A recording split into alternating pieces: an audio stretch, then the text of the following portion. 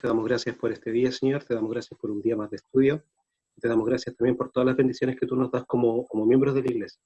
Señor, te pedimos que abras nuestras mentes, Señor, que abras nuestros corazones y que nos ayudes, Señor, a entender tu palabra y que de quién más, Señor, todo lo que estudiemos nos ayude para traer más gente, más alma a tu iglesia. Todo esto lo pedimos y lo agradecemos en el nombre de tu Hijo Jesucristo. Amén.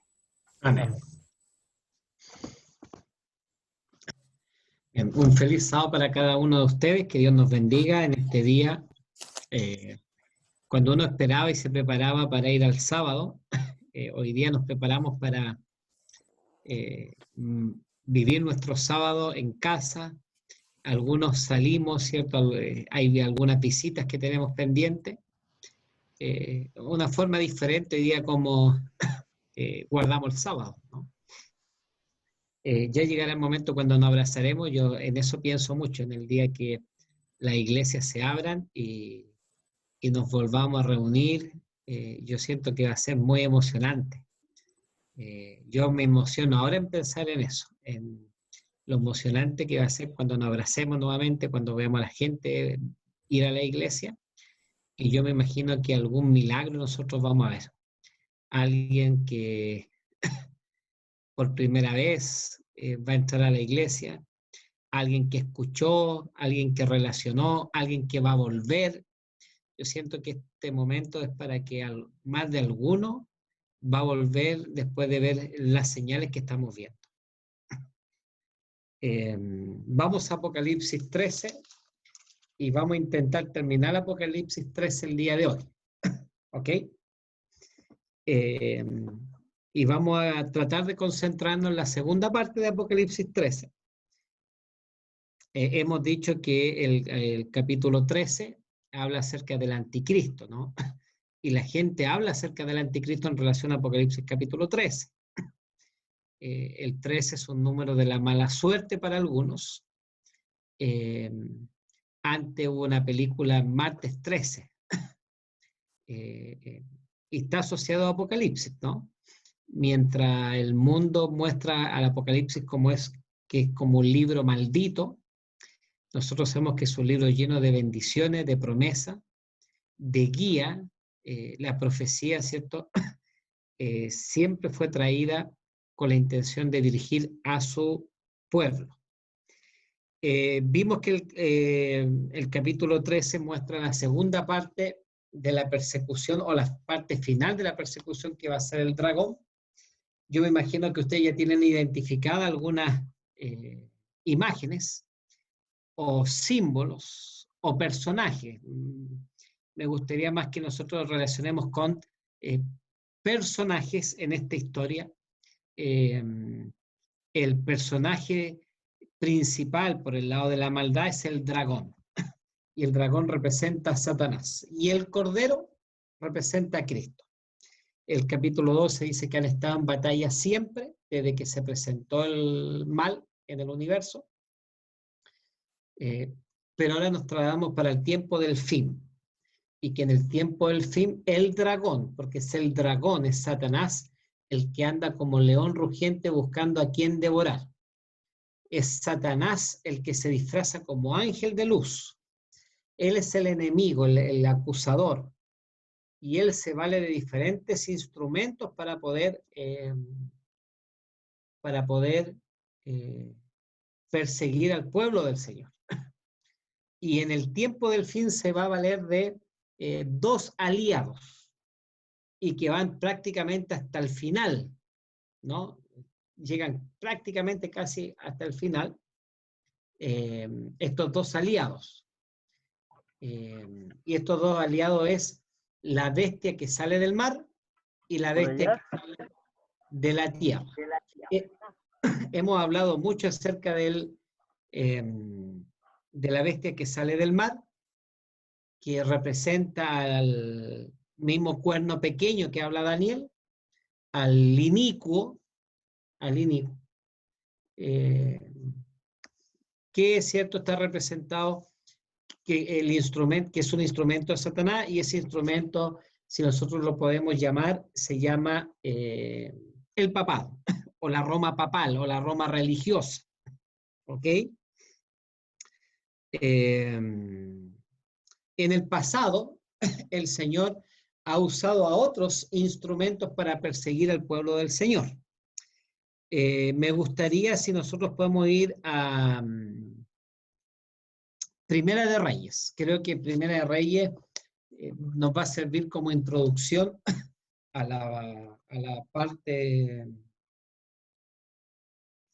Elías, a la parte principal del estudio de hoy día, y que podamos repasar Primera de Reyes 18, Primera de Reyes 18, Elías y los profetas de Baal. Es interesante la figura de Elías, porque ¿qué podemos decir nosotros de Elías?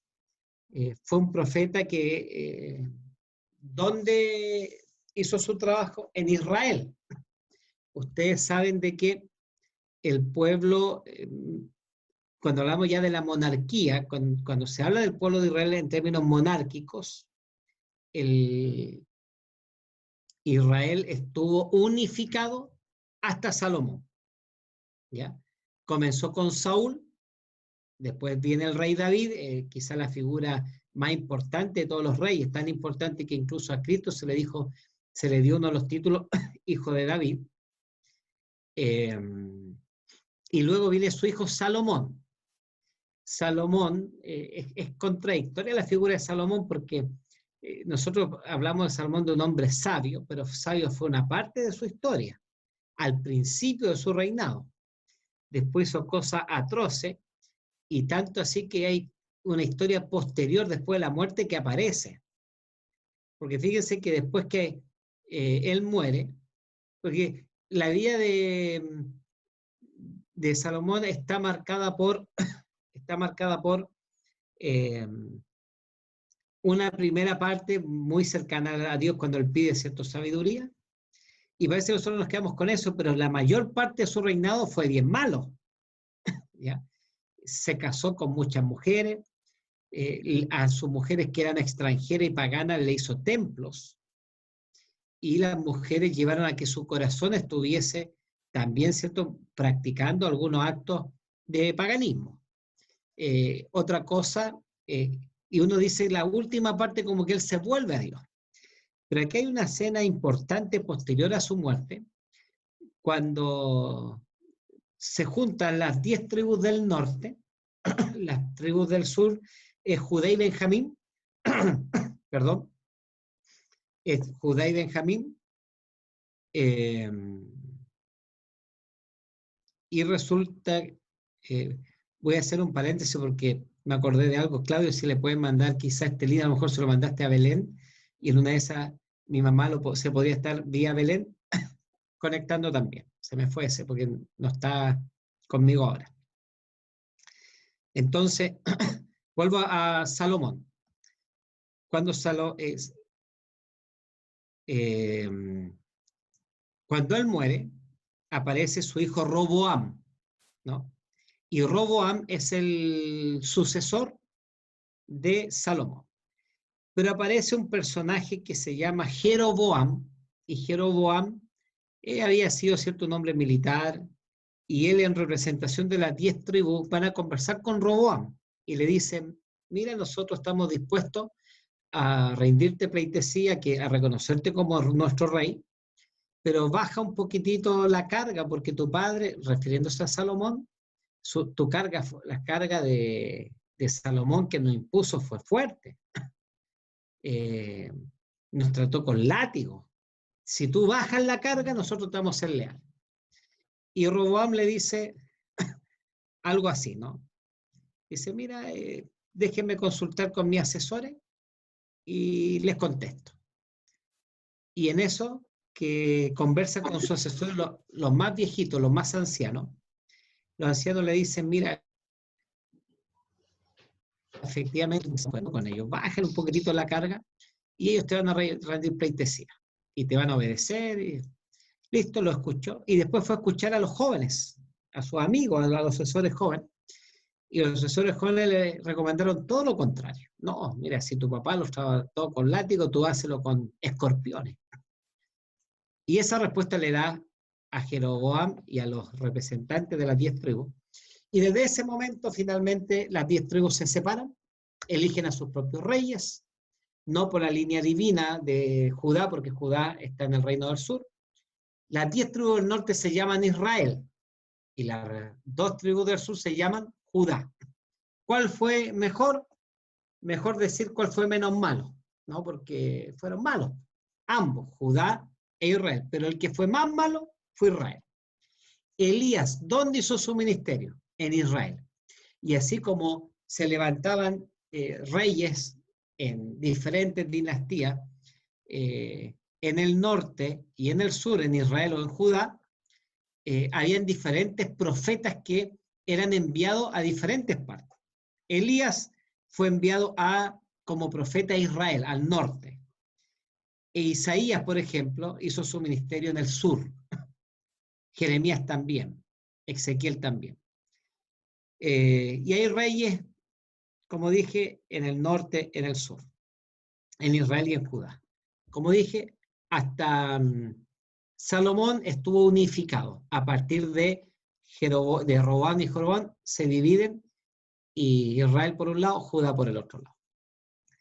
¿Quién cayó en tiempos de Nabucodonosor? Judá, porque el norte ya había caído con los asirios mucho tiempo antes, por lo más malo que habían sido.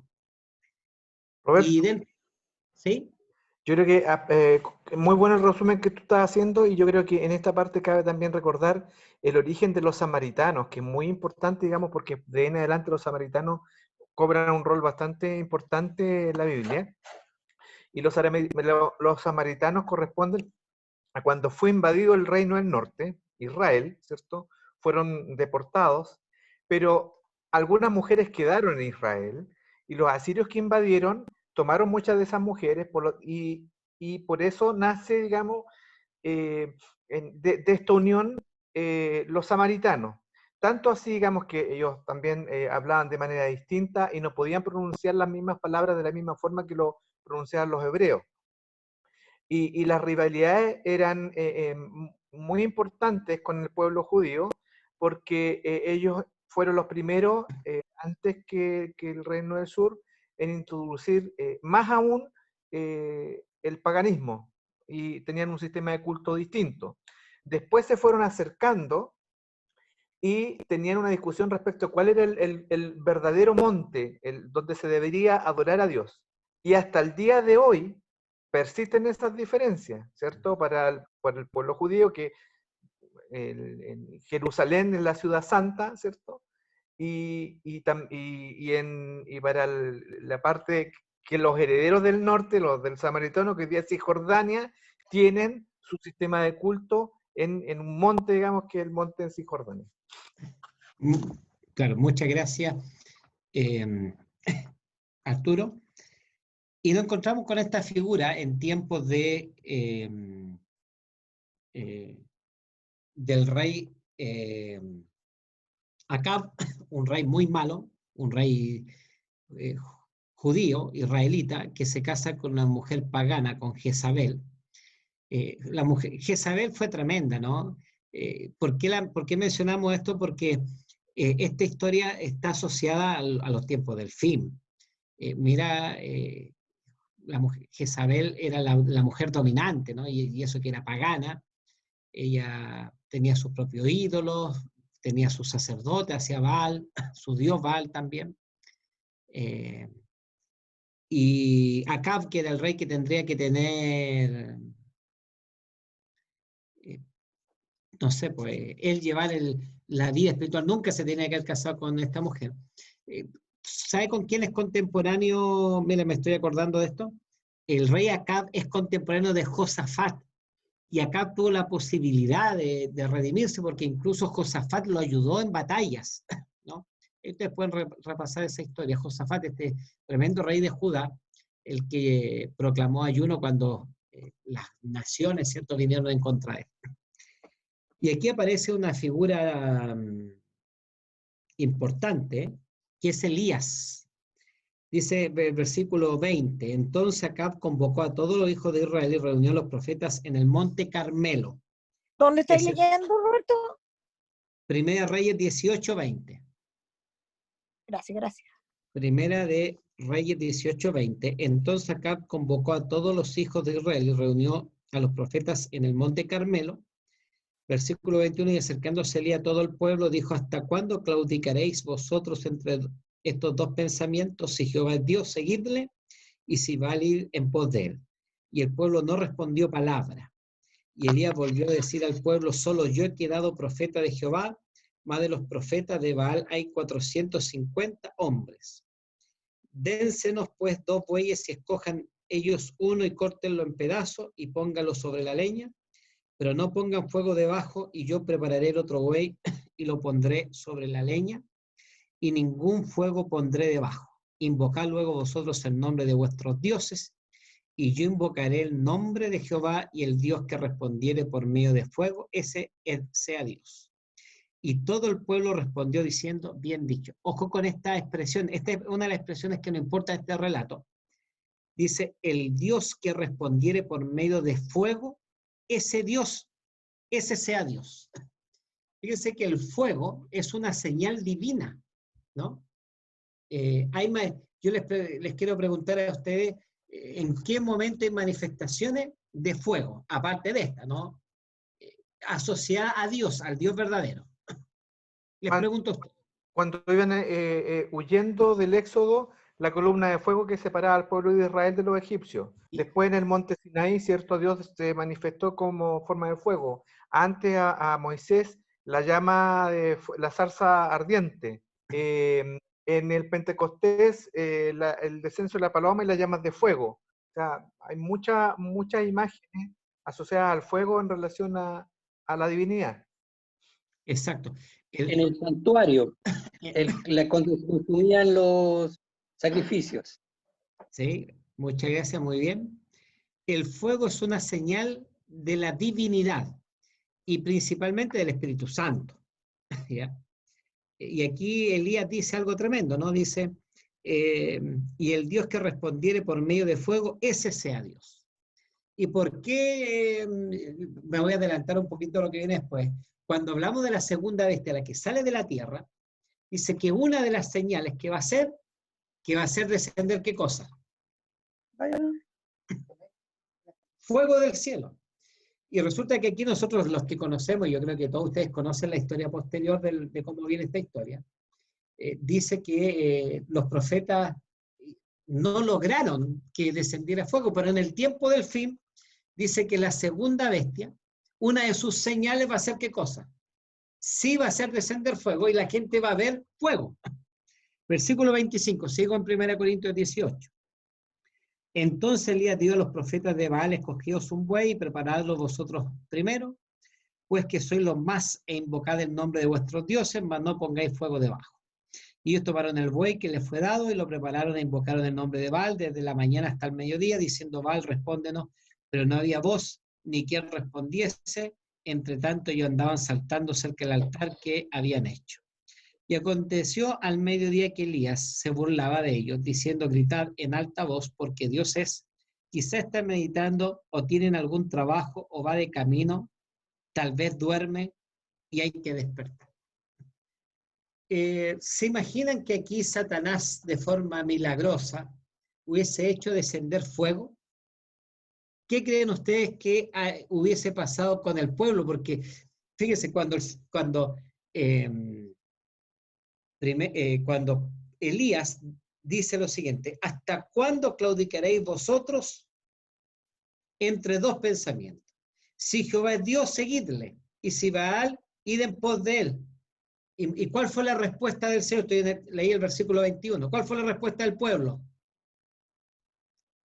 Descendió fuego. No.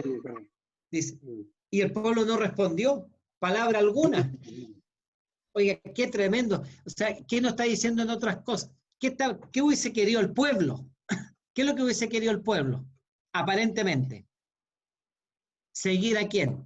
¿A Jehová A Baal. o a Baal? A Baal. ¿Por qué? Porque si está el profeta de Dios, que es reconocido como profeta de Dios, y no cualquier profeta, y le está pidiendo, aquí no es primera vez, porque se dice: ¿hasta cuándo claudicaréis? Llevo tiempo predicando, y llevo tiempo llamándolo al arrepentimiento, y ustedes no quieren. Imagínense si hubiese descendido fuego. Tremendo, tremendo. Imagínense lo que hubiese pasado con ellos. ¿Por qué hago este comentario? Si vamos a Apocalipsis capítulo 13, cuando habla de las señales de la segunda bestia, dice ¿qué cosa? Que él sí va a hacer descender fuego. Resultados de ello, yo les pregunto, vamos haciendo ciertas conexiones con esta bestia. ¿Qué va a suceder en el tiempo del fin? ¿Qué le va a pasar a la gente cuando vea descender fuego? Y está hablando en términos religiosos. Va a creer. Confundir. Va a creer, ¿qué más? Se va a confundir, ¿qué más? Se va a maravillar, ¿o no? Correcto. ¿Sandra parece? Oiga, y vamos al pueblo nuestro, ¿no?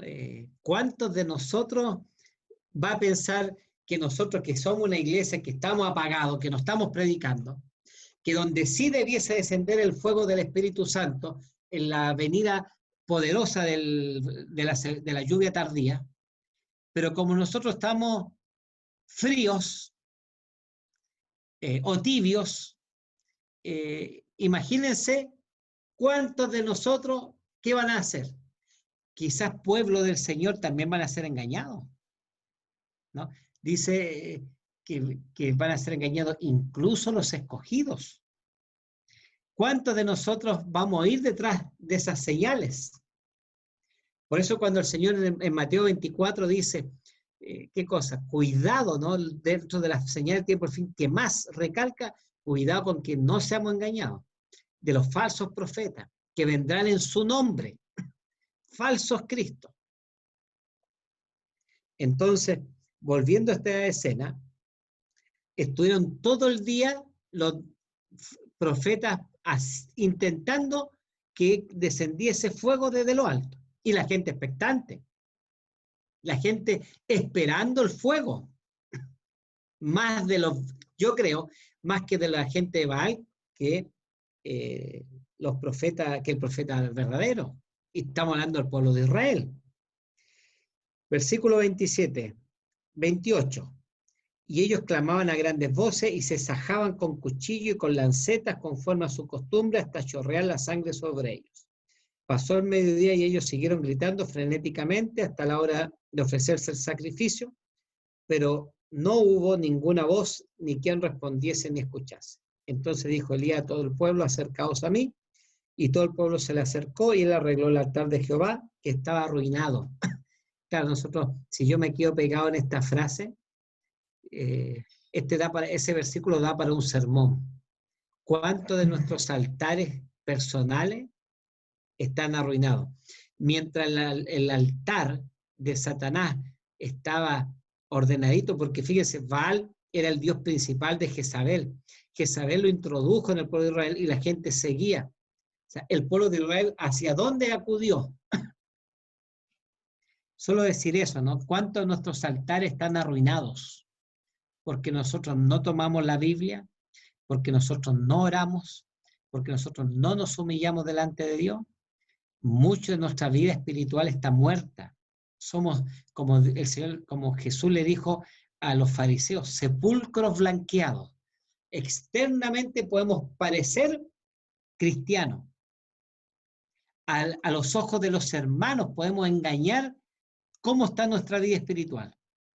Pero hay uno en los cielos que examina los corazones, los pensamientos, y conoce que nuestra vida podría estar vacía, que podríamos ser meros cristianos, y quizás podríamos estar como el pueblo ahí, claudicando entre dos cosas.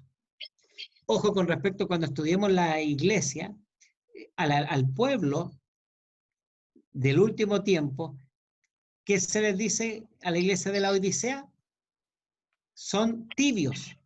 Y la tibieza es el fruto de ¿qué cosa? De mezclar ¿qué cosa? Algo caliente con algo helado. Por eso, porque nosotros estamos ahí pues, en medio de ¿qué cosa? De lo que nos gusta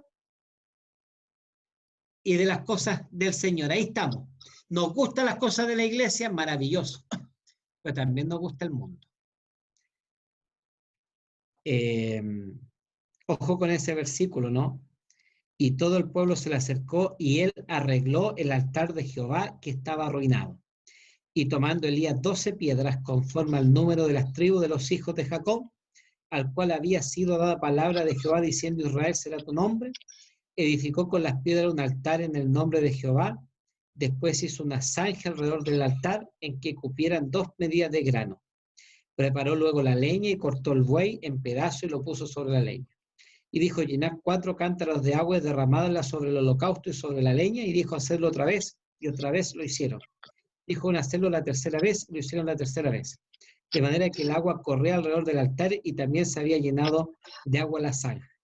Cuando llegó la hora de ofrecerse el holocausto, se acercó el profeta Elías y dijo: Jehová Dios de Abraham, de Isaac y de Israel, sea hoy manifiesto que tú eres Dios en Israel y que yo soy tu siervo, y que por mandato tuyo he hecho todas estas cosas. Respondedme, Jehová, respondedme, para que conozca este pueblo que tú, oh Jehová, eres el Dios, y que tú vuelves a ti el corazón de ellos.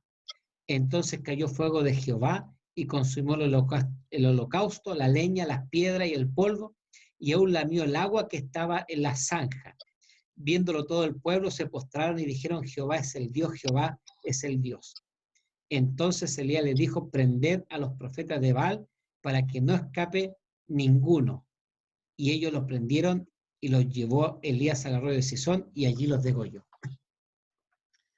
Ahora, ¿se dan cuenta la diferencia? Yo me quiero quedar con algunas cositas humanas, que hay un mensaje tremendo del cual yo no me voy a quedar.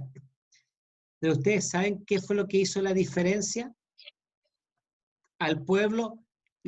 Creo yo, estoy haciendo un comentario personal, me puedo equivocar. ¿Qué hizo la diferencia entre el pueblo antes y después del milagro? ¿Cuál fue la diferencia?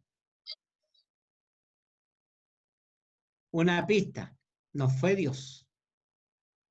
Ellos conocían a Dios. ¿Cuál fue la diferencia? Los sacerdotes. ¿Cómo? Los sacerdotes. Los ¿Ya? sacerdotes que aseguraban de que ellos le servían al Dios verdadero. Sin embargo, ese Dios verdadero que ellos servían no fue capaz de hacer descender el fuego. En cambio, Jehová sí. Era lo que hacían los sacerdotes también con los sacrificios diarios. Pues, Entonces, en resumen, hermano, ¿cuál es la diferencia? El fuego, ¿o no? no, bueno, parte, pero los sacerdotes. ¿Cuándo el pueblo cambió? la- ¿Cuándo el pueblo cambió? ¿Cuando arreglaron el altar? Cuando descendió el fuego del cielo. Cuando encendió fuego. Miren lo que hizo un milagro. Un milagro. ¿Qué nos está diciendo eso? Y ojo, y hago una advertencia porque eso es peligroso. La diferencia la hizo un milagro, un milagro. ¿Satanás tiene poder para hacer milagros? Se viste como ángel de luz, ¿no? A mí me gustaría que ustedes empiecen a mirar Mateo 24 con otros ojos. Uno de los primeros estudios que nosotros hicimos fue Mateo 24. Mateo 24 está diciendo: el Señor advierte a su pueblo antes, esto es una invitación a ustedes, antes de querer dominar Apocalipsis, antes de saber fechas, antes de hablar de bestias, repasemos muchas veces Mateo 24. Porque todo lo que hemos estudiado de forma maravillosa, el Señor lo dijo, ¿no? El Señor lo dijo. La diferencia en el tiempo de Elías la hizo un milagro, no la hizo Dios. Claro, el milagro fue divino, pero ¿acaso Elías no llevaba años predicando sobre ese Dios? ¿Cierto? Pero bastó con que descendiese fuego,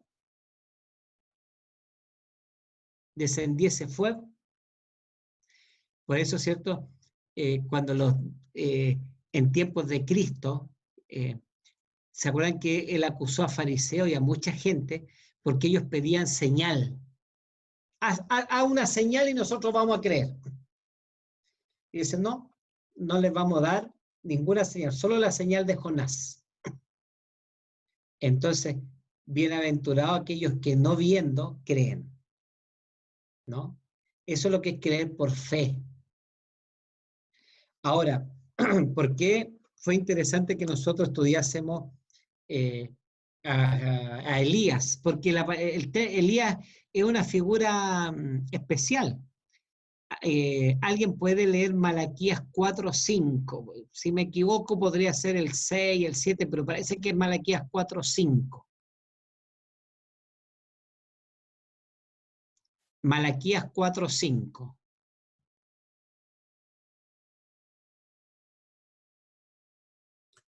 Dice así: he aquí, yo os envío el profeta Elías antes que venga el día de Jehová, grande y terrible. Y puedes seguir leyendo, claro, porque parece que ahí termina el libro de Malaquías, como un 1 o 2 versículos más. Dice, versículo 6, él hará volver el corazón de los padres hacia los hijos y el corazón de los hijos hacia los padres, no sea que yo venga y hiera la tierra con maldición. Muchas gracias. Este tiene un doble cumplimiento, ¿no? Esto se cumplió en tiempos de Juan el Bautista, el primer cumplimiento, que aunque cuando le preguntan a Juan el Bautista y le preguntan, tú eres el profeta que tenía, tú eres el Elías, ¿se acuerdan cuando hay una comitiva que va y le dice, tú eres el profeta refiriéndose a Moisés? No, tú eres el Elías. Bueno, él era el primer Elías, el que vino a qué cosa, a preparar el camino del Señor. Pero dice que para el tiempo del fin va a venir un Elías. ¿Y qué características hizo Elías? Hizo, entre tantas cosas, hizo descender fuego. La cosa que el capítulo 13, si ustedes se recuerdan cuando hemos estado estudiando, lo que hace Satanás es falsificar ¿a quién? A Dios. Y sus enemigos, perdón, y sus aliados hacen que también, ¿cierto?, falsifiquen lo que es divino. Entonces, hasta el capítulo 10 podríamos hablar de que se habla de la primera bestia, la que sale del mar, el Vaticano, ¿no?, o el papado, o la Roma religiosa, pero dice que esa bestia recibió una herida mortal. Y ojo, no nos quedemos con eso, o sea, una herida mortal. ¿Por qué mortal? Aunque la herida sanó, no sanó por sí misma. Satanás en el tiempo del fin del dragón tiene un segundo aliado. Vamos al capítulo 13, versículo 11. Después vi otra bestia que subía de la tierra. ¿Ya? Y hay diferencia, ¿cierto?, con la primera bestia. La otra salía del mar. Y el mar está asociado a tumulto, ¿no?, a movimiento, a gentes. Hemos dicho de que la mayoría de las civilizaciones están en torno al mar, y nosotros hemos mencionado algunas del extranjero, pero piensen ustedes los poblados de Chile. Las grandes ciudades de Chile están asociadas al mar, y las que no, al río. Santiago no tiene mar. Hoy día el río Mapocho no es caudaloso porque ya Chile se ha ido secando, el mundo se ha ido secando. Pero cuando se fundó Santiago, se fundó a la orilla ¿de qué río? Del río Mapocho. Y de otros ríos también, ¿cierto?, que hay en la región metropolitana o cercana a la región metropolitana. Pero si nosotros hablamos de las otras ciudades del país, las grandes ciudades del país están asociadas al mar.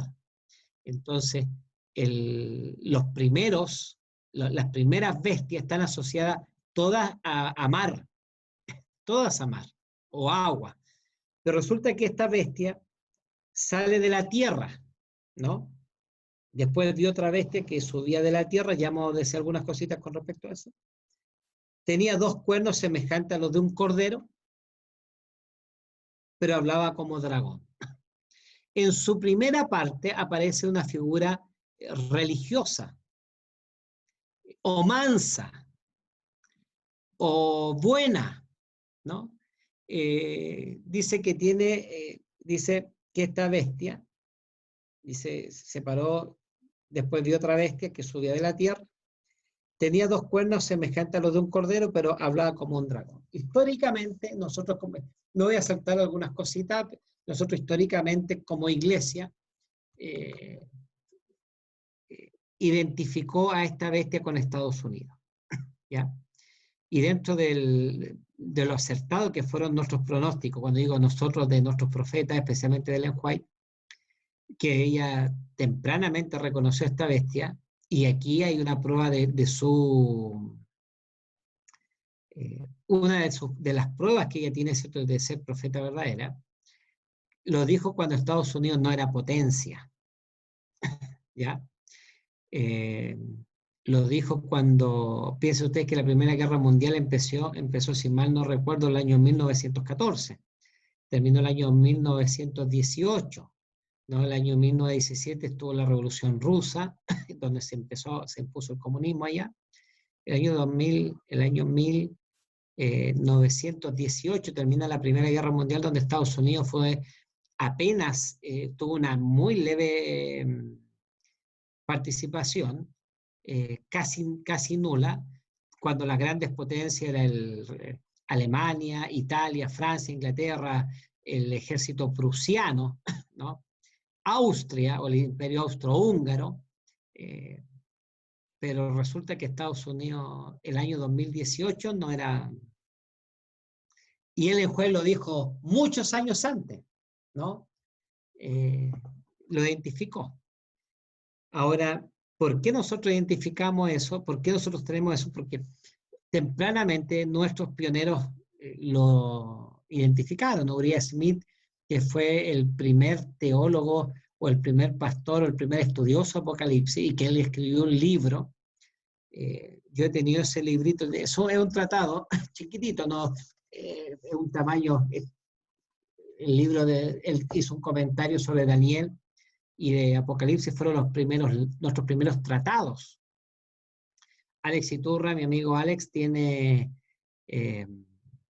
esos 2 libros, ¿no? Su papá lo habrá comprado hace años atrás.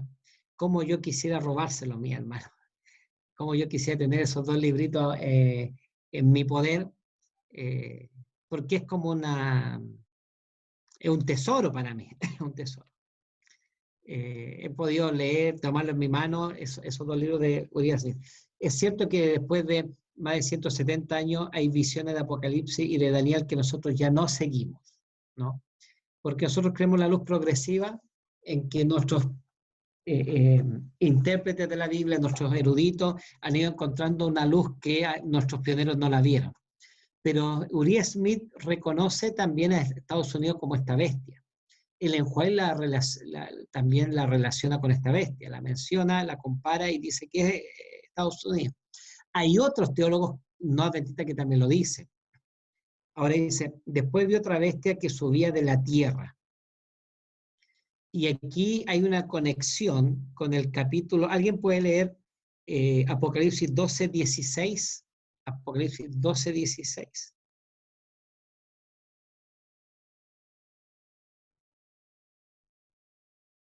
Pero la tierra ayudó a la mujer, pues la tierra abrió su boca y se tragó el río, que el dragón había echado de su boca. Aquí hay una conexión, porque dice que esta bestia nace de la tierra, y que esta bestia en su primera parte es como cordero. O sea, ¿qué significa cordero? Lo relaciona con Cristo. En su primera parte está asociado a Cristo. Y dice que esa misma tierra ayudó a la mujer. ¿Dónde se desarrolló el cristianismo post-1798? ¿Dónde fue el despertar religioso protestante? ¿Dónde? En Estados Unidos. En Estados Unidos. Fíjate, esto es otro dato importante. Si usted conoce, porque fíjate que yo de esto quizás debiese haber leído un poquitito más. Si alguien me quiere corregir o hablar más que mí, porque no sé cuánto yo pueda informar de esto.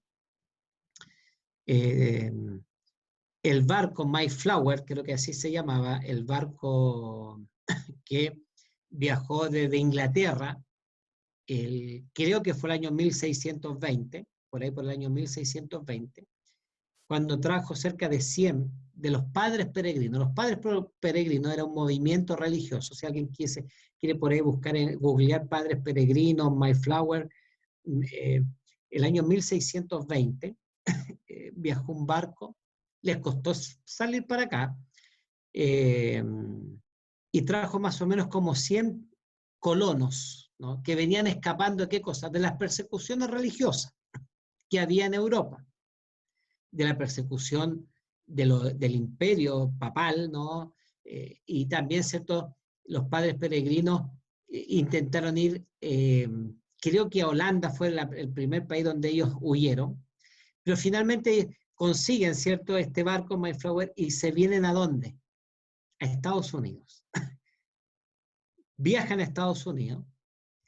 Hay alguien, Arturo está compartiendo algunas cositas. Este grupo llega a Estados Unidos y se empieza, ¿cierto?, a formar ¿qué cosa? Roberto, ¿te puedo leer un poquito? Dice los padres peregrinos en inglés, Pilgrim Fathers, o solamente Pilgrim, era un grupo religioso inglés formado a finales del siglo XVI. Después dice que, estando descontentos en el ambiente político religioso en su país, decidieron emigrar primero a Leiden en 1609 y luego al Nuevo Mundo en 1620. Nuevo Mundo es América, ¿ya?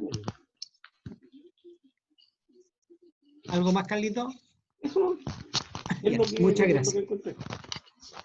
Fíjense, ¿quién ayudó a la mujer? Dice, la tierra. Y la tierra está asociado a algo desolado.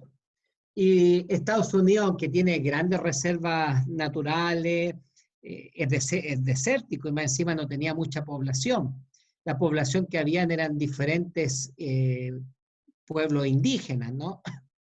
Y ellos llegan a Estados Unidos y forman, hacen ciertos acuerdos, ¿no? Ciertas promesas entre ellos, tener una tierra libre, ¿no? En la cual el Estado y la religión estén separados, porque lo que pasó en Europa fue catastrófico. Mientras estuvo la religión y el Estado unido, ¿qué sucedió? Persecución, y persecución religiosa. Entonces ellos formaron un nuevo país a partir de ello, que finalmente, ¿cierto?, fue el primer país que ellos se independizaron de una colonia inglesa. De alguna forma, ¿cierto?, Inglaterra colonizó América del Norte y Francia también, ¿cierto? Por eso en Canadá se habla el francés. Y ellos fueron el primer país que se independizaron. Pero fíjense que ellos llegaron a una tierra libre, o se sintieron libres, fundaron una ciudad, una nación donde todas las religiones pudiesen, especialmente la cristiana, la protestante, no sufrieran persecución. Y en Estados Unidos empieza a crecer, y es aquí donde por allá, en torno al año 1800, viene el despertar religioso. Entonces, esta primera parte, donde se habla de igualdad, de libertad, de protestantismo, en donde Jesús se menciona y el nombre de santo, de virgen no está presente, donde se separa el Estado, habla como cordero. O sea, en una primera parte, fíjense, Estados Unidos fue instrumento del cordero. Y aquí está la conexión con el versículo 16, dice, pero la tierra ayudó a la mujer, pues la tierra abrió su boca y se tragó el río que el dragón había echado de su boca. Europa no tuvo mayor influencia en contra de estos hombres aquí, ¿no? Pero resulta que eso fue la primera parte. Dice, pero tenía 2 cuernos semejantes a los de un cordero, pero hablaba como dragón. Y aquí ya es más complejo. Dice, porque hablaba como dragón. ¿Y quién es el dragón? ¿Quién es el dragón? Satanás. Satanás, ¿no? Finalmente, ¿cierto? Estados Unidos o esta nación, este imperio, Y aquí ya empezamos a hablar de imperios. Yo les pregunto a ustedes hoy en día, ¿cuáles son los dos grandes imperios actuales que gobiernan el planeta? ¿Cuáles son los dos grandes imperios? China y Estados Hoy- Unidos. ¿Perdón? China y Estados Unidos. Permítanme hacer una corrección, ¿no? China, claro que es un imperio, pero no está en la profecía. ¿Cuáles son los dos imperios? Profético ya. Exacto, quizá esa pregunta tiene que ser. ¿Cuáles son los dos? Y son imperios reales que existen hoy día. ¿Quiénes son? Uno de Estados Unidos, ¿Y el otro? el Vaticano. El Vaticano. El Vaticano. Oiga, lo que estuve pensando en estos días, ahora último, ahora que hemos estado ¿cierto? Estudiando este tema, yo no sé, a mí no me gusta hacer como mucha ficción con el tema del tiempo del fin, con lo que está sucediendo. Pero es posible que después de la pandemia, es muy posible que, o sea, que viene una recesión a nivel mundial en términos económicos, ¿no? Dicen que podría ser una de las recesiones económicas más grandes en la historia de la humanidad, ¿o no? Ojo, Chile está gastando una cantidad de miles de millones de pesos hoy día en este asunto de tratar de controlar el tema de la pandemia. Un solo ejemplo, un solo ejemplo. A mi hija la contrataron, claro, es por 3 meses porque esto está en estudio, no sabemos cuándo va a parar el tema del coronavirus, ¿no? Es incierto. Lo dijo muy bien Jim que les pasaba. Todos los días se está aprendiendo algo nuevo, todos los días está apareciendo una mutación, todos los días aparece algo que no se sabe. Pero a mi hija la contratan como TENS, porque todavía no termina, ¿cierto?, su carrera de enfermería, y resulta que la contratan, va a trabajar solo 11 días al mes. No sé si la Belén ahí ya se conectó, no sé si que ella quiera que yo haga ciertos comentarios. Pero hago este comentario porque el gasto enorme es tremendo. 11 días, porque después tiene que pasar 14 días en cuarentena, en la cual tiene que ver de que no hay síntomas de ninguna cosa por el tema del relacionamiento con posibles personas que están enfermas. No sé, no entiendo mucho eso. Pero le están pagando... Roberto, esos turnos de 24/7 es lo mismo. Están trabajando 24 horas y están 36 horas en la casa, 48, 72, casi 72 horas en la casa. Claro. Va casi lo mismo, en la misma proporción en que está trabajando la verdad. Ahora, ustedes se han También dado es un cuenta... tema de cuarentena. La cantidad de gente personal de salud que está siendo contratada con sueldos superiores, muy superiores a la gente de planta. Segundo, la cantidad de dinero que le están inyectando a la empresa para que no pueda... ¿Se han dado cuenta de la cantidad de dinero que el país o el Estado está usando? Bueno, en insumo, en arriendo de hoteles, de espacios, trayendo ciertos ventiladores por un lado, material, porque hoy día muchas cosas, es tremendo el gasto que está haciendo. Bueno, algún día eso va a quedar, va a estar complejo, ¿no? Económicamente. Se dice que yo no soy un estudioso, no entiendo mucho el tema económico, pero se viene una recesión tremenda, ¿no? Tremenda. ¿Quiénes son los dos estados más ricos del planeta?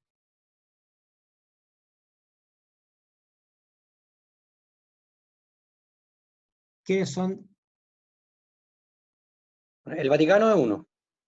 Yo El otro Estados Unidos. diría que hoy día China, uno de los países más ricos. De hecho, con esta crisis, la cantidad de ingresos que está percibiendo por distintos factores dentro de ellos, venta de ventiladores, insumos, la misma reactivación que está produciendo en China, yo creo que debe ser de los países más ricos en este minuto.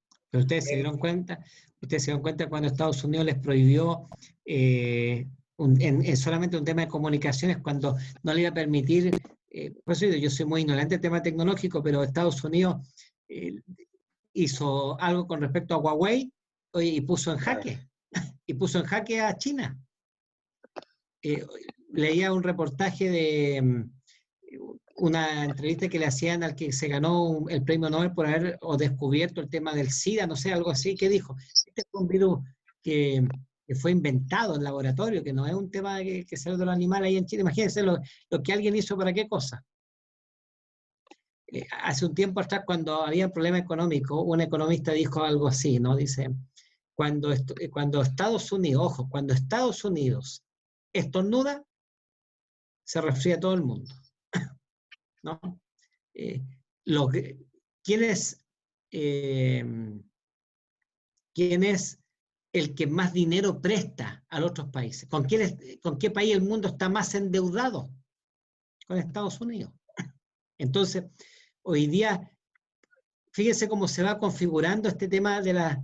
Ahora, estoy haciendo ficción, pero Daniel 13 habla de dos bestias. ¿Y cuáles son las dos bestias que habla? La bestia que sale del mar, que representa ¿a quién? A la Roma papal. Y la bestia que sale de la tierra, que representa ¿a quién? A Estados Unidos. Que son los dos grandes poderes que hay acá. Y finalmente son los poderes a los cuales finalmente, ¿qué es lo que pasa? Se rinde el mundo. Hoy día China pareciera que le hace competencia, pero ¿acaso no fue más fuerte Rusia en su momento? ¿Y qué pasó con Rusia? China justamente está siendo un distractor a la parte espiritual o religiosa, como lo fue en su tiempo Rusia. Yo pienso igual. Claro, nos desvía la vista, ¿cierto?, hacia China, siendo que la potencia es sin duda Estados Unidos y va a ser. No, y Francia, ¿acaso? Francia fue un imperio mundial. Hoy día Francia es solo un país. Alemania, cuando estuvo unido con Austria, con el imperio prusiano, fue un imperio tremendo, poderoso. Inglaterra fue otro imperio, ¿no? Finalmente, la profecía habla solo de dos, Estados Unidos. Ahora, vamos a lo que hace, dice el versículo 12. Versículo 12. Ejerce toda la autoridad de la primera bestia en presencia de ella, y hace que la tierra y sus habitantes adoren a la primera bestia cuya herida mortal fue sanada. ¿Ya? Esto está en el futuro, la herida mortal comenzó a sanarse, pero no está todavía sanada. ¿Por qué no está sanada? Porque todavía la bestia no hace lo que hacía en el pasado. Los 1260 años de persecución, el tiempo y medio tiempo en que la Roma papal hizo cuanto quiso, o sea, no se compara a lo que sucede ahora. ¿Tiene poder hoy día el Vaticano? Claro que tiene poder. Hace lo que quiere, ¿no? Estaba escuchando a un predicador, me gustaría comprar sus libros porque él entrega muchos datos importantes, muy bien documentados. Ellos hacen lo que quieren, los demandan en el mundo, los demandan, le hacen, no pagan demanda, el Vaticano finalmente hace lo que quiere y Estados Unidos hace lo que quiere en el mundo, ¿no? Dice, a ver. Esto se lo ha contado Claudio, y el único sentido que tengo para contárselo es porque yo pienso, digamos, de qué manera en verdad están engranados los poderes, ¿cierto? Que son, este engranaje es mucho más que las personas, ¿ya? ¿Por qué lo digo? Yo tuve el año 2000 la oportunidad de estar en el Vaticano, tengo un amigo allá, y estuve cenando en la sede del Vaticano de los jesuitas. Y estábamos conversando, por supuesto, mi amigo es italiano, pero estábamos hablando en español, y se acercan otros dos sacerdotes que estaban un poco más distantes, en la mesa, digamos, grande, porque estábamos todos hablando español y entablamos una conversación, todo, digamos. Estábamos con Martita en ese momento, mi amigo, más estos otros dos sacerdotes. Uno de ellos era argentino y el otro era español, era vasco. El argentino era, adivinen quién, Francisco, que era, digamos, no era papa, por supuesto, pero las conversaciones, digamos, eran conversaciones cotidianas. Yo no puedo decir, o yo trato de imaginarme cómo una persona como Francisco, ¿cierto? En el momento que es escogido como papa, ¿cierto? ¿Qué clase de conocimiento adquiere a partir de ese momento o antes, en el momento de ser cardenal, ¿tendrán conciencia ellos de esto que estamos conversando? Que representan realmente, digamos, a la bestia, que van a recibir el poder del dragón y todo esto, digamos, que está muy claramente explicado en el Apocalipsis. Entonces, yo veo, digamos, que hay todo un engranaje que sabemos que es dirigido por Satanás, por el dragón, ¿cierto? Pero en el otro lado están las personas, y que las personas tienen la oportunidad de escoger y de decidir, ¿ya? Entonces, eso lo encuentro tremendo, porque finalmente todo este poder que maquina y que está detrás que representa este imperio, digamos, de alguna manera, ¿cierto? Es mucho más que la persona, pero finalmente la persona cuando llega a dirigir ahí es parte del sistema. Claro. Bueno, yo les voy a invitar a que si tienen tiempo y ánimo, después de esta reunión mañana, que se acerquen a mí me gusta el teólogo que quizás yo más sigo, es el doctor Ángel Manuel Rodríguez, ¿no? Y él tuvo visitas al Vaticano, ¿no? Por la cual muchos de los más fuertes detractores de nuestra iglesia lo han acusado, ¿no? Y él da testimonio, él dice, si quieren preguntar, pregúntenme a mí. Pues entonces yo estuve ahí. Entonces él participó de reuniones, están en YouTube esas, ustedes pueden buscar Pastor Ángel Manuel Rodríguez, Vaticano, y él se explaya largamente en explicar ese tipo de reuniones. Y él dice que el Vaticano comenzó a tener reuniones con los diferentes movimientos religiosos, ¿no? Y en ese acercamiento pidió juntarse con la Iglesia Adventista. Y él cuenta que fueron 3, y uno de los 3 fue él a juntarse, y creo que cuando él fue a esas reuniones, con quien se reunió eran 3 representantes de ellos y 3 representantes de la Iglesia Adventista. Y que ellos pidieron permiso a la Iglesia Adventista para poder reunirse. Y él cuenta que cuando dice, nos gustaría volver a reunirse, sí, pero nosotros somos obedientes a lo que nos diga la Iglesia. Si ellos permiten, entonces, entre las cosas que él cuenta, hay más de un sermón asociado con este tema. Y él, en una de las reuniones que él menciona, dice que en estas conversaciones le hacen preguntas, responden, son reuniones diplomáticas, buscando acercamiento con la Iglesia. Y la Iglesia Católica ya ha tenido acercamientos fuertes con nuestra Iglesia, pero nosotros sabemos que nosotros como Iglesia no somos una religión ecuménica. Nosotros no vamos por la unión de la Iglesia, pero el mundo protestante sí. Por eso, uno de los nombres que tiene la Iglesia Católica, que vamos a estudiar más adelante, le llama la ramera, la madre, ¿cierto? Babilonia, la madre, ¿no? De las rameras, ¿cierto? Porque ha hecho que todo el mundo se prostituya, ¿no? Siguiendo lo que ellos dicen. Y hoy día la Iglesia Católica, que antes, ¿cierto?, ponía énfasis en las diferencias, hoy día el llamado, no, pues, nos sigan a nosotros como seguimos nosotros a María, pero hay ciertos puntos de encuentro. Y uno de los puntos de encuentro con el mundo protestante el día domingo. Uno de tantos. Entonces, Satanás en el tiempo de la Edad Media se valió de la bestia solo de Roma papal para perseguir a los hijos del Señor, a su pueblo. Pero en el tiempo al final, al remanente, va a usar a la bestia, a la misma bestia, a la Roma papal, pero aparece esta nueva bestia.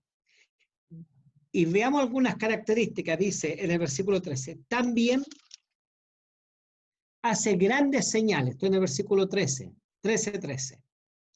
Hace grandes señales, de tal manera, ¿qué cosa? Que incluso hace descender fuego del cielo en la tierra delante de los hombres. ¿Qué pasó en tiempo de reyes? ¿Qué hizo la diferencia? ¿Por qué la gente siguió? ¿Por qué finalmente el pueblo siguió a Dios? No porque era Dios, porque ya Elías y tantos profetas ya habían predicado acerca de la verdad. ¿Cuánto intentaron volver el corazón de los hombres a quién? Al Padre. Pero bastó con que hubiera un milagro que fue lo que pasó no solamente en ese momento. La historia del pueblo de Israel está marcada por un tema de milagros. Cuando, Sandra, Entonces, dice, y hace grandes señales de tal manera que hace descender fuego del cielo y de la tierra. O sea, la próxima vez que veamos descender fuego del cielo a la tierra, va a ser una señal de Satanás, claro, ¿o no? claro, porque hay ciertas seguidillas, por eso nosotros es bueno que estudiemos, primero tenemos que estudiar la Biblia, ¿no? Y estudiarla y reestudiarla. Y hay eventos que tienen que ir sucediendo y que no se van a anteponer a otros. Una de las tantas señales que Satanás va a hacer, va a intentar, y eso lo dice mucho en el Espíritu de Profecía, va a intentar imitar la segunda venida de Cristo. ¿Ya? Acuérdense que Cristo dijo, ¿qué cosa? Si dicen que allá en el desierto está el Cristo, no vayáis, ¿no? Él dice, ¿cómo va a ser mi venida? Así como el relámpago que sale de el oriente y se muestra hasta el occidente, dice que todo ojo lo va a ver. Pero cuando hayan señales de que en donde cierto haga descender fuego, el fuego está asociado, hay una palabra técnica que usan los teólogos que se llama teofanía. ¿Qué es la teofanía? Es la manifestación divina, ya está asociada a manifestación divina. Y muchas de las manifestaciones divinas, como recién nosotros repasamos, están asociadas al fuego. Los profetas de Baal en el pasado no lograron hacer descender fuego. Pero dice que en el tiempo, al fin, esta bestia va a ser capaz de hacer descender fuego. Ahora, cuando nosotros estudiamos el libro de Apocalipsis y el capítulo 13, está lleno de falsedades. Fíjese, hay una falsa trinidad. Padre, Hijo, Espíritu Santo. ¿Cuál es la falsa trinidad? El dragón, la bestia de Apocalipsis, que sale del mar, y la bestia que sale de la tierra. La falsa trinidad. Y esta falsa trinidad, ya después del capítulo 17, versículo... por ahí, por el 12, 13, por ahí, ya se le llama, ¿qué cosa? El falso profeta, mira, se le llama falso profeta, asociado al tema de Elías. Malaquías dice que en el tiempo del fin va a estar la señal del profeta Elías, él quiso encender fuego. A esta bestia se le llama ahora, cambia de nombre, se le llama el falso profeta, asociado al falso Elías, otra falsificación. El querer ponerse en el lugar de Dios, otra falsificación. Los tres tiempos y medio tiempo, otra falsificación del ministerio de Cristo, el mismo periodo. La herida mortal, simulando ¿qué cosa? Lo de Cristo también, ¿no? Que Cristo, ¿cierto?, murió y resucitó. La herida mortal representa la muerte de Cristo y cuando la herida que fue sanada a su resurrección. Y podríamos decir, está lleno de falsedades. Y una de las falsificaciones que hará en el tiempo del fin, dice que hará descender fuego del cielo a la tierra delante de los hombres. ¿Alguien puede leer 2 Corintios 11:14? 2 Corintios 11:14, hermano Silvano. Sí, mientras lo buscan. Me acuerdo cuando hubo la guerra del Golfo Pérsico, cómo los misiles volaban a gran distancia, caían en el desierto y se levantaba un fuego pero tremendo. Yo en ese momento leía y aplicaba literalmente esto, porque esta bestia que sale de la tierra estaba haciendo descender fuego del cielo. Y muchos allí en el año 2000 estábamos pendientes de lo que podía pasar, porque ya era cercano al año 2000, entonces se dio por allá por el 1995, algo así. Entonces, hay que tener ojo con este fuego del cielo que desciende, porque en ese entonces muchos de los estudiosos se lo asimilaron a este dragón que estaba haciendo descender fuego del cielo, pero sin embargo allí también fue parte quizás de la señal, pero no es 100% lo que se está hablando en el versículo 13. Exacto. ¿Ya alguien lo tiene? 12:14.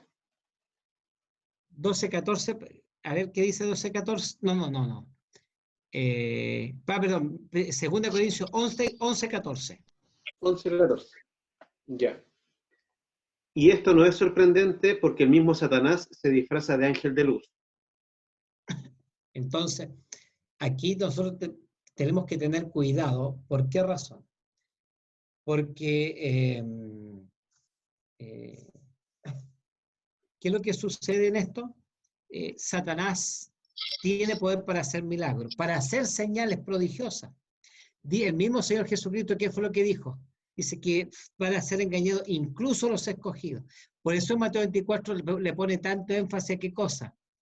No os engañéis, que nadie os engañe. Se levantarán falsos escritos, falsos profetas, ¿no?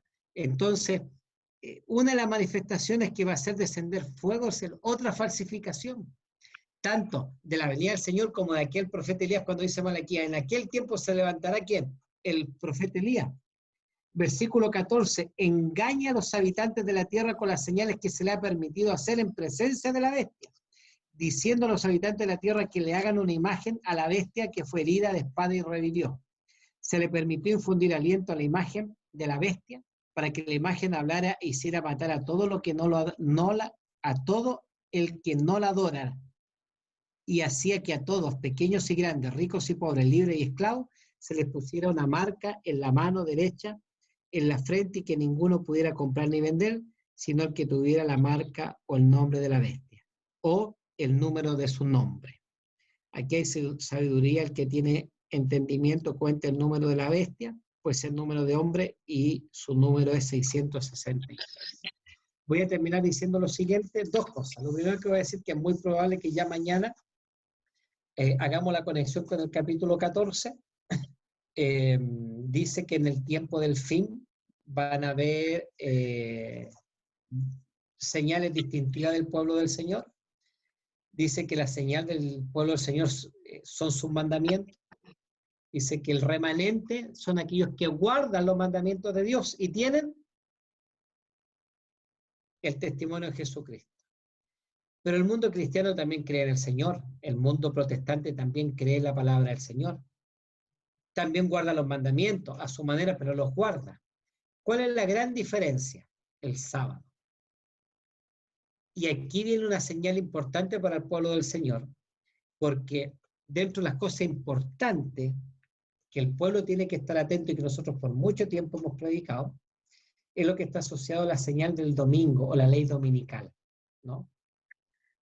Que es una de las señales en las cuales, ¿cierto?, cuando ya se coloque como señal, en donde, ¿cierto?, se instaure la ordenanza de la práctica del domingo, y en donde se obligue a guardarlo y a perseguir a los que no lo guardan, ya es una primera señal fuerte, potente, para gran parte del pueblo remanente, en donde ya tiene que empezar a dejar las ciudades. Ahora, dice que el capítulo 18, el capítulo 13, versículo 18, y el capítulo 14, versículo 1, dice que mientras el pueblo, perdón, los que siguen a la bestia, los que siguen al dragón, tienen una marca en su mano o en su frente. Dice aquí, hay sabiduría, el que tiene entendimiento cuenta el número de la bestia, pues el número de hombre, y su número es 666. Pero el capítulo 14:1 dice que hay otro grupo. Dice, después miré y vi que el Cordero estaba en pie sobre el monte Sión, y con él 144,000 que tenían el nombre de él y de su padre escrito en la frente. Ya, aquí yo le invito a no hacer ficción, ¿ya? Hemos escuchado desde los púlpitos, desde estudios, chip, código QR, código de barra, que va a haber una señal, ¿no? Si ustedes me preguntan a mí, no creo que haya una señal visible, un numerito, ¿no? Hollywood no hace que aparezca en la frente o en la parte de atrás de la cabeza el número 666. El número 666 es un número de hombre, punto. Es un número de hombre. hay que tener cuidado. Nosotros en algún tiempo nuestros predicadores hablan acerca del Vicarius Filii y le buscan el número. No hay que usar eso, ¿no? Nosotros lo usamos cuando yo tenía 12, 13 años, cuando se estudió un libro de Apocalipsis, las 24 lecciones del Apocalipsis, apareció eso y uno como niño, yo me recuerdo que cuando lo supe, me calzaba Vicarius Filii 666, el papado. Oye, pues nosotros le aplicamos ese número a un montón de personajes, se le aplica a diferentes personajes de la historia, incluso religioso, y también da 666. No me digáis, yo siempre creí que era eso. No, pues. Piensen ustedes que el 666 es un número de hombre. Yo creí en la iglesia adventista casi cuando era chica, yo porque ese número para mí era, pero maravilloso, que calzaba justito. Para mí también, Jim, que yo tanto así que yo, sin saber más que eso, cuando escuché eso, uno decía a los compañeros a diestra y siniestra y les sacaba el cálculo, porque uno tenía una herramienta poderosa, entre comillas. Piensen ustedes que, quiero terminar con esto, ¿no? En tiempo de Daniel, mira, antes de ir a eso, cuando uno piensa en los tiempos que estamos viviendo, uno dice así, ¿cómo en este tiempo nos van a imponer un tema religioso cuando se habla de libertad, de igualdad, de libertad de culto, de derechos humanos, en donde ¿cómo uno puede pensar de que nos van a imponer algo? Bueno, la Biblia está diciendo que nos van a imponer. Esta imagen está muy similar al tiempo de Daniel. 3 amigos. Ahora, ojo, con respecto al número 6, el 6 está asociado a un número de hombre, Ahora, hay traducciones que no dicen 666. Hay traducciones que dicen, y su número es un número de hombre. Lo que pasa es que el número de hombre está asociado al 6. ¿Qué día fue creado el hombre? El sexto día. Cuando los 3 amigos de Daniel, Ananías, Arías y Misael, o más conocido con los nombres babilónicos, caldeos, Sadrach, Mesach y Abednego, cuando ellos se enfrentaron, fíjate que ellos estaban tranquilos, de la nada, estaban tranquilos, eran los que mejor el rey miraba. El rey puso a Daniel y a sus 3 amigos por sobre el resto. Pero de la nada aparece una figura. ¿Con qué característica? 60 codos, 6 codos de ancho y 60 codos de alto. Otra vez el número 6. ¿Por qué? Porque el número de hombre que está asociado a ¿qué cosa? A falsa adoración. Número de hombre. Entonces, el 666, pensemos que aquí hay 3 bestias. El dragón, la bestia que sale del mar, la bestia que sale de la tierra. Podría ser que ahí pudiese estar el 666, porque son 3, la falsa, ¿qué cosa tenía? Cuando el número 7 en Apocalipsis y en la Biblia está asociado ¿a quién? A Dios. Lo que está asociado a Dios es el número 7. Pero el número 6 está asociado ¿a qué cosa? Al hombre. Entonces, por eso hay traducciones que dicen, y su número es un número de hombre. El 6. Y aquí como hay 3, Arturo. Y por otro lado, digamos, la marca invisible, ¿cierto? Que tiene que ver con los mandamientos, guardar los mandamientos, tiene que ver también con el reposo del séptimo día. Ahí está el sello divino contra el número de hombre, que es el 666. Todo lo que tú has dicho, digamos, está también comentado así en el comentario bíblico. Hace hincapié que el número 6 representa un número de hombre. Ahora termino con lo siguiente, porque aquí hay una señal, la señal distintiva, ¿dónde está? En la mano y en la frente, ¿no? Los que tienen la señal de Satanás, ¿la tienen dónde? En la mano y en la frente. Y dice que el capítulo 14:1, ¿qué es lo que dice? Dice que estos 144.000 tienen una marca, una señal, ¿dónde? En la frente. Terminemos con Deuteronomios capítulo 6. 6, exacto, ¿no? Muy bien, Rodrigo. Deuteronomio 6 dice el gran mandamiento, ¿no?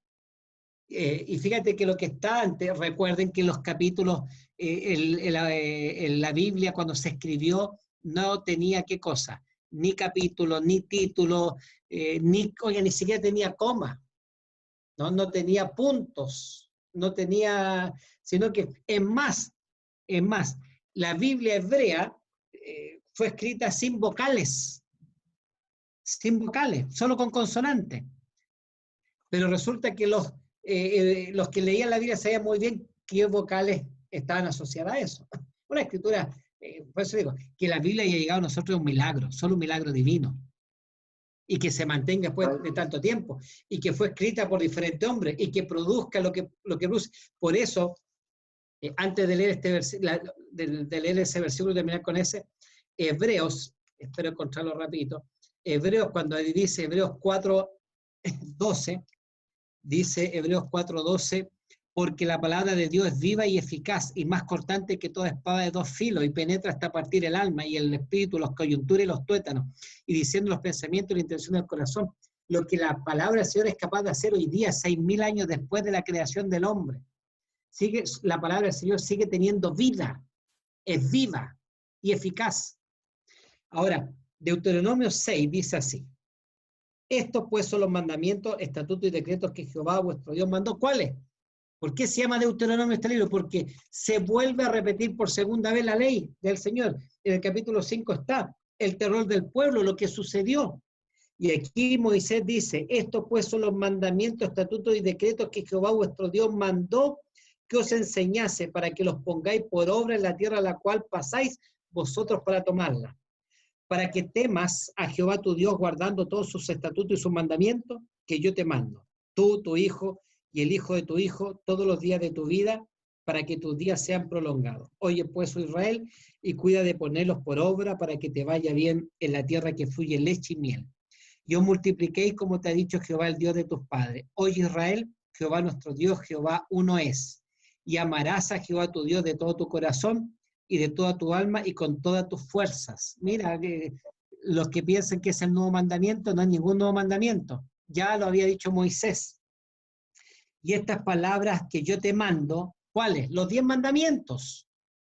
Si eso es lo que venía antes en el capítulo 5, pero cuando lo escribió Moisés, él no puso 5, está en la continuación. Entonces cuando él dice, y estas palabras que yo te mando hoy, ¿a qué se refiere? A los 10 mandamientos que están ahí.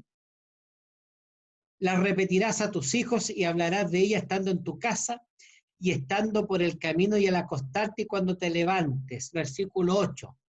Y las atarás como señal, ¿dónde? En tu mano, y estarán como frontales entre tus ojos.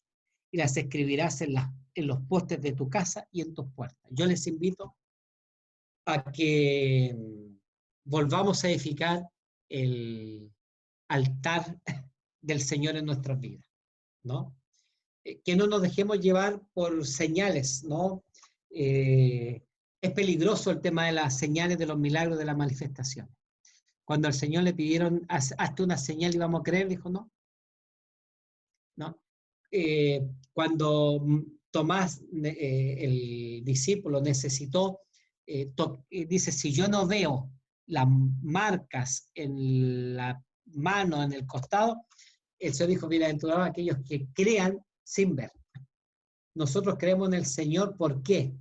Porque es nuestro Dios, porque su palabra lo dice. Nosotros, los hijos del Señor, no necesitan señales especiales para creer. Y aunque el pueblo estaba en el tiempo de Elías, estaba totalmente descarriado, y cuando Elías pensaba que decía, solo yo he quedado, el Señor le dijo, no, hay 7.000 que no han doblado sus rodillas ante Baal. Que seamos nosotros simbólicamente parte de esos 7.000 que no doblamos nuestras rodillas ante Baal. Y tenemos que tener cuidado porque tener mucho cuidado de decir, a mí el Satanás no me va a engañar, ¿no? Con el profesor Joel otra vez me dejó aquí, no sé si profesor Joel usted quiere intervenir ahora, porque lo va a decir mucho mejor que yo y quizás con eso terminamos.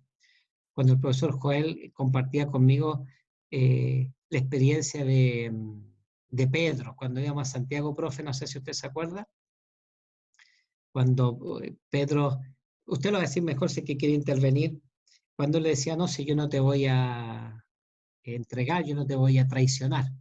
Tenemos que tener cuidado, ¿no? El que esté firme, mire que no caiga. Esto obedece a que nosotros tenemos que reparar nuestros altares, como lo hizo Elías, ¿no? Mientras el altar del enemigo, nosotros tenemos tantas cosas para distraernos.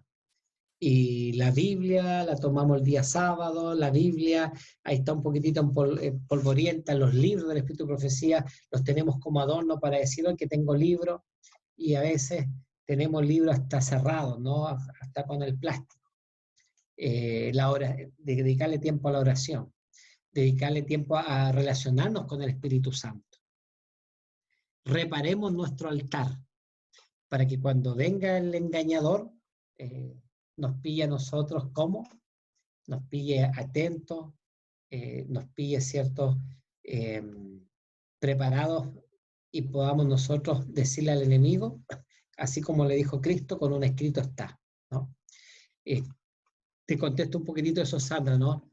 Cuando tú decías, cuando veamos señal, no sabemos, ¿qué señal en particular? No sabemos, ¿no?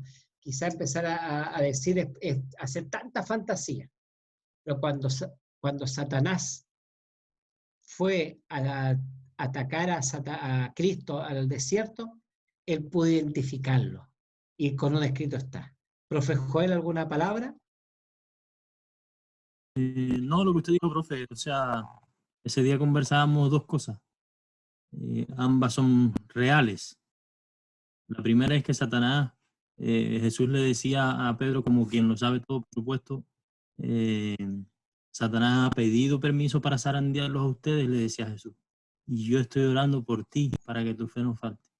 Bueno, tan real es el trabajo que el enemigo está haciendo y va a hacer, y tan real, más real y más poderoso es el trabajo que el Señor hace en favor nuestro. Así como le dijo a Pedro, estoy orando por ti para que tu fe no falte, el Señor está intercediendo por nosotros. Y eso, fíjate lo lindo que le dijo eso, y eso compartíamos. El Señor Jesucristo le dijo a Pedro, ¿no?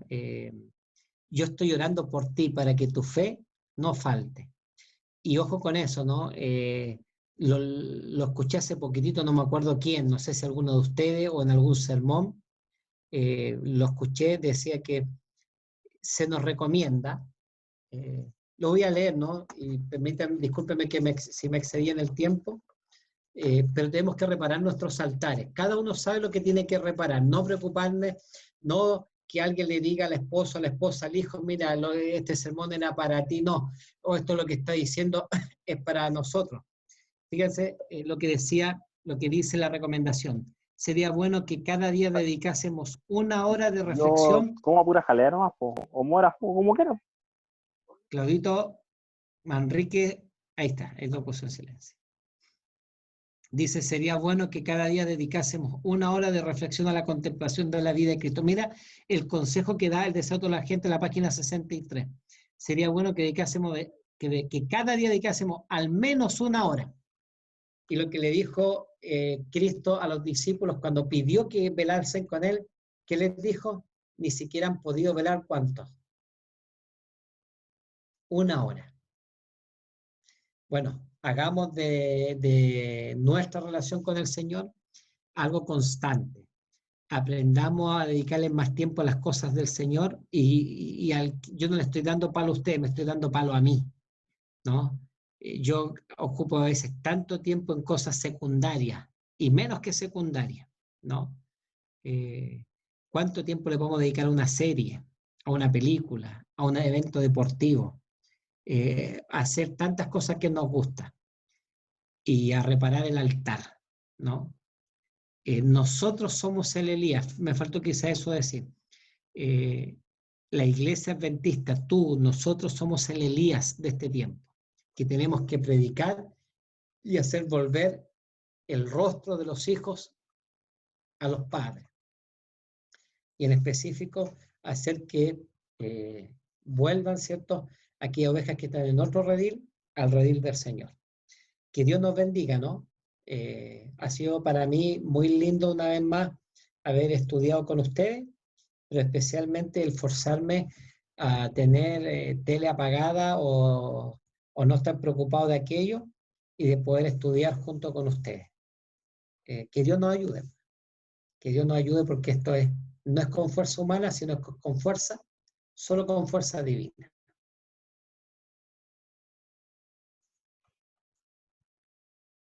Gracias, Roberto. Gracias, hermanos. Para terminar, hermano Silvano, ¿nos dirige una oración, por favor? Hoy, antes de orar, voy a hacer un pedido. Muchos de ustedes saben que mi hija Constanza está en Brasil y a ella le suspendieron los vuelos reiteradamente, digamos, los últimos 2 meses. Tenía vuelos para abril para volver, después tenía para mayo, y ahora suspendieron todos los vuelos de Brasil hacia Chile en mayo, y tenía un pasaje para el 1 de julio sin la certeza que no le siguieran suspendiendo. Bueno, de último minuto, Cancillería nos avisó que había un vuelo para hoy, sale a las 002, pero ella está en Foz do Iguazú y tenía que llegar a Sao Paulo. Sao Paulo, digamos, hoy día salió a las 5 de la mañana por tierra y llegó hace un par de horas a Sao Paulo, llegó al aeropuerto y un vuelo de la TAM se suspendió ahí en el minuto, que iba de Sao Paulo a Asunción. Así que ya estaba súper nerviosa, tratando de mantener la calma de que su vuelo no se suspenda. Así que acaba de avisar de que ya dieron la puerta, por lo tanto, hasta ahora el vuelo no está suspendido. Así que yo ya había pedido antes que oráramos por esto, así que acordémonos de la Connie, que todo salga bien y que pueda llegar bien al aeropuerto a Chile. Amén. Amén. Amén. Ya. Oremos. Padre eterno que estás en los cielos, te damos gracias, oh Dios, porque a pesar de las dificultades, usted nos ha mantenido con vida, con salud, durante esta nueva semana que ya ha transcurrido. Gracias, oh Dios, porque has permitido que a través de tus hijos podamos reunirnos en estas horas sagradas ya. ¿Qué mejor? Estudiando parte de tu palabra, oh Dios, de tus maravillosos secretos que tienes a través de las profecías. Gracias porque has dado la sabiduría a tus hijos, oh Dios, para que puedan compartir lo que ellos han estudiado con nosotros. También hay alegría y regocijo en nuestros corazones porque nos encontramos en este día santo. Como también hay preocupación por aquella joven, oh Dios, que está en Brasil, a punto de salir. Oh Dios, no permitas que nada empañe ese viaje, que pueda recogerse tranquilo y poder regresar a su hogar con sus padres, oh Dios, que tus santos ángeles la protejan en todo momento. Ayúdale a ella, dale la tranquilidad a sus padres también, porque sin duda tus hijos lo piden así, oh Dios, y tú te preocupas. Para ti no hay tiempo, no hay lugar en donde no puedas actuar. Amén. Gracias, Dios, una vez más por tu palabra. Gracias porque estamos ya en tus horas sagradas. Bendice a los hermanos que nos hemos reunido, a las familias que representamos, los pequeños, oh Dios, los adultos, a cada uno de tus pueblos alrededor del mundo, especialmente aquí en Quilpué, oh Dios. Te lo rogamos todo por Jesús. Amén. Amén. Amén. Amén.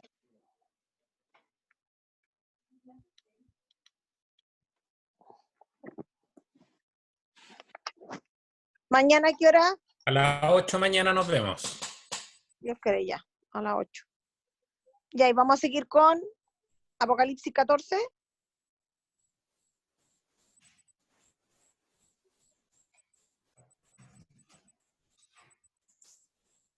¿Está muteado, Roberto? La verdad, quizás 17. Así que le invito a leer el capítulo 17 de Apocalipsis. Ah, ya. Y si pueden, leer todo el libro de Apocalipsis una y otra vez, una y otra vez. Y no se olviden de Mateo 24, que para mí es más glorioso que Daniel y Apocalipsis. Mira, Roberto, yo había quedado metido con el tema de la marca de la bestia y estaba estudiando los días que no habíamos juntado y mira a lo que llegué. Ah, claro, si me fijé cuando dije, tus labios dijeron 6-8, claro. Los judíos estaban acostumbrados a qué cosas, claro, ellos lo hacían, tenían algunas cositas que se colgaban incluso en su cabeza y en la mano como símbolo de aquello. Pero esto no es algo visible, ¿no? Es algo en nuestra conciencia, en nuestro cerebro, ¿no? En la práctica, ¿no? Al final está como emulando o falsificando todo, haciendo todos los sacramentos de Dios, pero versión fruna. Claro. Oye, aunque hay ciertas cositas frunas que son bien ricas, ¿no? Ya pues, que Dios les bendiga, nos vemos mañana, un gusto. Chao. Feliz sábado. Feliz Feliz sábado. Feliz sábado. Chao a todos.